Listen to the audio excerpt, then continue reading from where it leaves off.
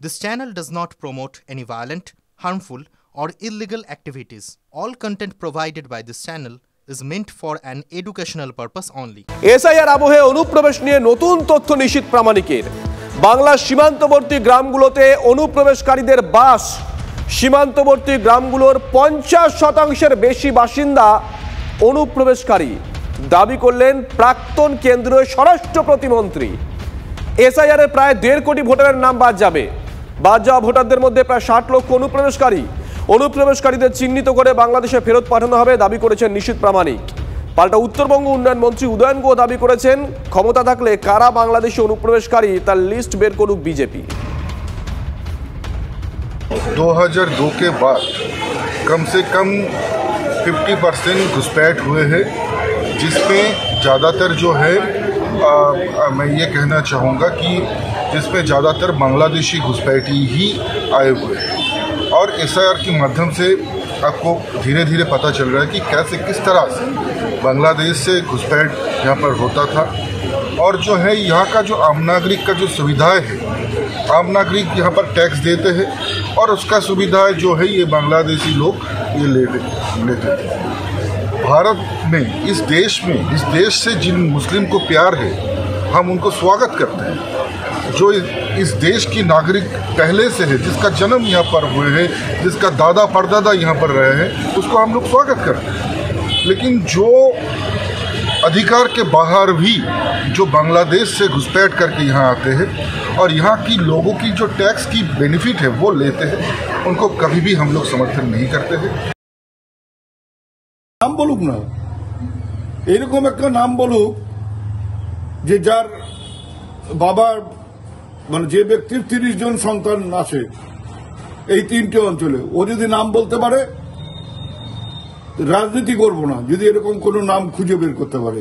ওর ক্ষমতা থাকলে ও তখন যেতে পারবে যখন নির্বাচন ঘোষণা হবে, চারিদিকে কেন্দ্রীয় বাহিনী থাকবে, তখন হয়তো তাদের শেল্টার নিয়ে সীমান্ত এলাকায় ওই যেসব জায়গায় মিনি পাকিস্তান বলেছে সেখানে যাবে। কিন্তু তার বাইরে ওর ওইসব এলাকায় সাধারণ মানুষের মুখোমুখি হওয়ার মতন ক্ষমতা নেই, এটা আমি চ্যালেঞ্জ করে বলছি।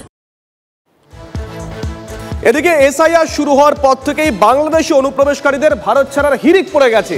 নিউ টাউন চত্বরে গজিয়ে ওঠা একের পর এক বস্তি রাতারাতি ফাঁকা হয়ে যাচ্ছে। সরেজমিনে খতিয়ে দেখতে আধঘরায় এমনই এক বস্তিতে পৌঁছে গেছিলাম আমরা, TV9 বাংলা।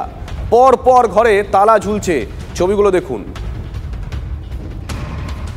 এসআইআর শুরু হওয়ার পর থেকেই রাজারহাট, নিউটাউন সহ এই এলাকাতে যে সমস্ত বস্তি রয়েছে বা সেখানকার যারা বাসিন্দারা রয়েছেন তারা অনেকেই কিন্তু নিজেদের ভাড়ার যে ঘর বা নিজেদের যে বাসস্থান সেগুলো ছেড়ে অন্যত্র চলে যেতে শুরু করেছেন। এবং সেক্ষেত্রে তাদের যারা প্রতিবেশীরা রয়েছেন তারা কিন্তু অনেকেই দাবি করছেন যে এই সমস্ত বস্তি এলাকার অনেক জায়গাতেই যে সমস্ত বসবাসকারীরা ছিলেন বা বস্তিবাসীরা ছিলেন তাদের মধ্যে একটা বড় অংশ তারা কিন্তু বাইরে থেকে বা অন্য জায়গা থেকে এসে তারা বসবাস করতেন। এমনকি এসআইআর শুরু হওয়ার পরেই তারা আতঙ্কে, দুশ্চিন্তায় নিজেদের ভাড়ার ঘর বা যে জায়গাতে তারা বসবাস করতেন সেই এলাকা ছেড়ে তারা চলে যেতে শুরু করেছেন। আর আমরা এই মুহূর্তে রয়েছি একেবারে মাঠপাড়া বস্তি এলাকাতে, এবং এখানেও দেখতে পাচ্ছি আমরা পরপর যে বস্তির ভেতরে থাকা যে ঝুপড়ি ঘর, সেই ঘরগুলোর বেশ কয়েকটা ঘর কিন্তু তালাবন্ধ অবস্থাতে রয়েছে। এই একটি ঘর যেমন তালাবন্ধ অবস্থায়, তার পাশের আরও একটি ঘর এবং তার পরবর্তীতে আরও একটি ঘর, এ ধরনের বেশ কয়েকটি ঘর তালাবন্ধ অবস্থাতে রয়েছে। এখানকার যারা বাসিন্দারা রয়েছেন, এখানে অন্যান্য যারা বাসিন্দারা রয়েছেন তাদের সঙ্গে আমরা কথা বললাম। তারা কিন্তু যেটা দাবি করছেন যে এই সমস্ত তালাবন্ধ যে ঘরগুলো রয়েছে এই ঘরে যারা বসবাস করতেন তারা বাংলাদেশ থেকে আসা নাগরিক ছিলেন এবং এখানে এসে তারা নানা ধরনের কাজের সঙ্গে যুক্ত ছিলেন। কেউ গৃহ সহায়িকার কাজ করতেন বা কেউ দিনমজুরের কাজ করতেন। কিন্তু এই এসআইআর শুরু হওয়ার পর থেকেই তাদের কাছে যথাযথ কোনো রকম নথিপত্র না থাকায় তারা দুশ্চিন্তার মধ্যে ছিলেন। আর সেই দুশ্চিন্তার জায়গা থেকেই কিন্তু তারা তাদের এই ঘর তালাবন্ধ করে এখান থেকে অন্যত্র চলে গেছেন। এখন তারা কোথায় গেছেন সে বিষয়ে তারা স্পষ্টভাবে কিছু জানাতে পারছেন না। এই যে যারা বাসিন্দারা, তারা যারা এলাকা ছেড়ে চলে গেছেন, তারা কোথায় গেছেন, তারা কিন্তু তাদের নিজেদের দেশে ফিরে গেছেন। যদিও এখানকার এই যে মুজিবুর গাজীর মতন যারা বাসিন্দারা রয়েছেন তারা কিন্তু দাবি করছেন যে এরা বাংলাদেশ থেকেই এসেছিলেন, আবার বাংলাদেশেই ফিরে গেছেন। ক্যামেরায় মাখন পাত্রর সঙ্গে সুপ্রিয় গুহ, TV9 বাংলা। বলছে যে অনেক বাংলাদেশিরা এসে থাকতো, বসবাস করতো, তারা, এটা কি সত্যি?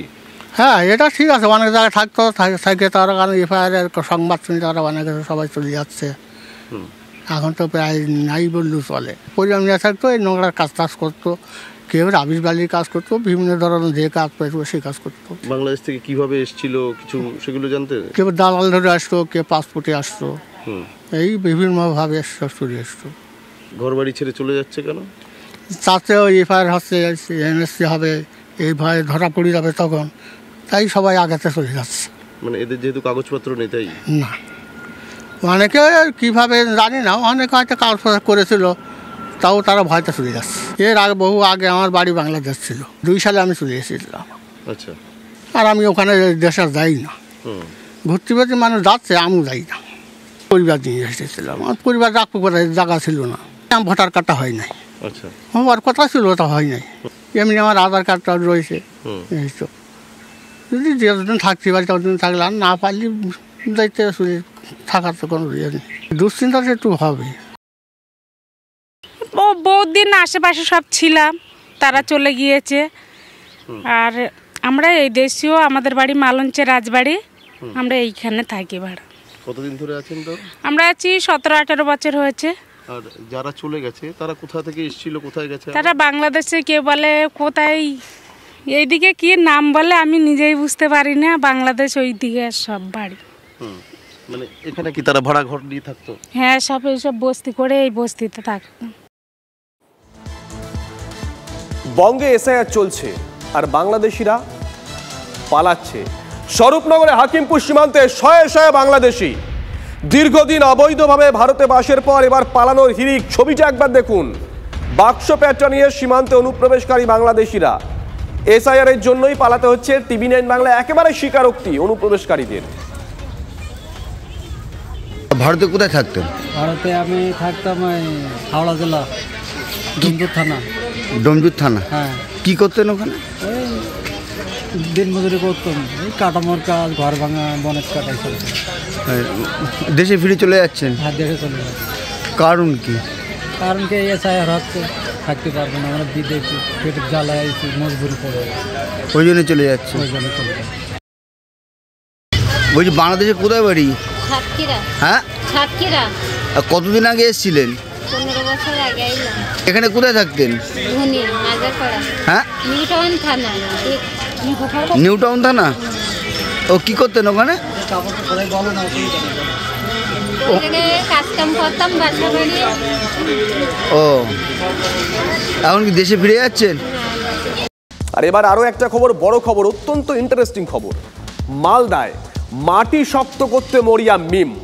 জেলার সব বিধানসভাতেই প্রার্থীরা তোড়জোড় শুরু করেছে ওয়েসির দল। ব্লকে ব্লকে করা হচ্ছে সাংগঠনিক সভা, ঠিকই শুনছেন, বুথ লেভেলেও কমিটি তৈরি করছে মিম। ভাঙন ধরবে কি তৃণমূলের সংখ্যালঘু ভোট ব্যাংকে? নজর থাকবে 26-এর ভোটে। সুব্রতোষ আমাদের সঙ্গে রয়েছেন, আমাদের সহকর্মী। সুব্রতোষের কাছে যাব। সুব্রতোষ, আমার এখন মনে পড়ে যাচ্ছে পাক্কা আজ থেকে 5.5 বছর আগে, 6 বছর বলতে পারো, ওয়েসি একটা টুইট করেছিলেন, তখনকার টুইট, এখন যেটা এক্স। সেখানে লিখেছিলেন তৃণমূল নেতৃত্বকে উদ্দেশ্য করে যে মুসলিম ভোট নট ইয়োর জাগির, মানে মুসলিম ভোট তোমার সম্পত্তি নয়। তারপরে দেখেছিলাম এখানে এসেছিলেন, ফুরফুরায় গেছিলেন, আব্বাসের সঙ্গে সভা করে বৈঠক করেছিলেন, কিন্তু এই ঠোঁট আর কাপের মধ্যে একটা ফারাক রয়ে গেছিল। আজকে সিচুয়েশন কি পাল্টিয়েছে? যেখানে বাংলা লাগোয়া একাধিক বিহারের আসন মিম জিততে পেরেছে। বাংলা কি সংগঠন, মানে তুমি যে চত্বরে সাংবাদিকতা করো, সংগঠন করতে পারছে মিম? দেখো শুভজিৎ, বিহারের মানে ফলাফল অবশ্যই তো মানে চাঙ্গা করেছে, তাতে কোনো মানে প্রশ্নই নেই। কিন্তু এটা শুধু বিহারের ফলাফলের সময় থেকে নয়, এই প্রস্তুতি কিন্তু বিগত বেশ কিছুদিন আগে থেকেই শুরু হয়েছে। আচ্ছা, ঠিক যেই সময় থেকে মোথাবাড়ি উত্তপ্ত হয়ে ওঠে, যে সময় থেকে এখানকার মালদার পার্লারপুর, বৈষ্ণবনগর ইত্যাদি উত্তপ্ত হয়ে ওঠে, তখনই তার আগে বা তারপর থেকে কিন্তু ক্রমশ দেখা যাচ্ছে যে মিমের সক্রিয়তা কিন্তু বাড়তে থাকছে। এবং সবথেকে বেশি যেটা দেখা গেছে যে এরা যদিও 12টা এখানে প্রত্যেকটা বিধানসভাতেই কিন্তু তারা প্রার্থী দেবে, এটা একেবারে স্থির করে নিয়েছে। কিন্তু এর পাশাপাশি তারা তোমাকে বলতেই হচ্ছে যে 7টা বিধানসভাকে ওরা মূলত কিন্তু টার্গেট করেছে। আচ্ছা, সেই 7টা বিধানসভার মধ্যে হচ্ছে উত্তর মালদাতেই 4টি বিধানসভা রয়েছে এবং দক্ষিণ মালদাতে 3টি বিধানসভা। আর এই মুহূর্তে সরাসরি নজর রাখতে হচ্ছে কীর্ণাহারে, বক্তব্য রাখছেন শুভেন্দু অধিকারী। নল আছে, জল নাই। বেকার যুবক যুবতীরা, কেউ পরিযায়ী শ্রমিক, আর কেউ পরীক্ষায় বসছে, চাকরি নাই, তোমার দেখা নাই রে, তোমার দেখা নাই। স্কুল সার্ভিস কমিশনের পরীক্ষা 2015, পিএসসি 2017, এবারে সুপ্রিম কোর্টের নির্দেশে চাকরি চোরেরা ধরা পড়ার পরে পরীক্ষা হলো, একটা অফিসার সুযোগ পেল না। 10.5 লক্ষ ছেলে মেয়ে 650 টাকা করে ফর্ম ফিল আপ করেছিল, 7.5 লাখ পরীক্ষায় বসেছিল, একজনকেও চাকরি দেয়নি। এই মমতা ব্যানার্জি থাকলে চাকরি হবে না। তাই আওয়াজ তুলুন, 2,15,00,000 বেকার, 1 কোটির কাছাকাছি পরিযায়ী শ্রমিক, নো ভোট টু মমতা। এর কোনো বিকল্প নেই, কোন বিকল্প নেই। মমতা ব্যানার্জি বলেন ধর্ম যার যার, উৎসব সবার, আর বিরোধী দলনেতা 2,33,27,000 মানুষের প্রতিনিধি বলেন ধর্ম যার যার, রক্ষা করার দায়িত্ব তার তার।